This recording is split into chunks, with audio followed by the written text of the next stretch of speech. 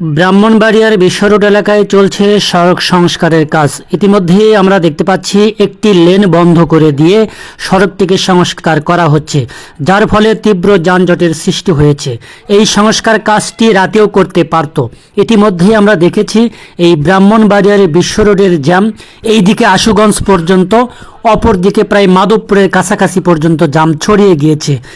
এই দৃশ্যটি ছিল সকাল 9টা থেকে ঠিক দুপুর 3টা পর্যন্ত।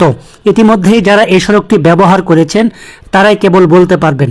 এই পয়েন্টটি অর্থাৎ এই ব্রাহ্মণবাড়িয়ার বিশ্ব রোড এলাকাটি হলো সিলেটবাসীর গলার কাঠা।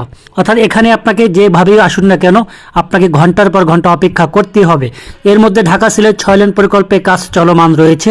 শুধু চলমান রয়েছে বললে হবে না, কাজের অত্যন্ত ধীর গতি, যার ফলে বছরের পর বছর মানুষ ভোগান্তি আর দুর্দশার মধ্যেই রয়েছে। কর্তৃপক্ষকে অনুরোধ করব, যেখানে যেখানে রাস্তা ভাঙ্গাচোরা খাদাখন্দ আছে সেখানে যেন সংস্কারের কাজটি রাতে ধরা হয়, তাতে দিনের বেলা যানবাহনগুলি নির্বিঘ্নে চলাচল করতে পারবে।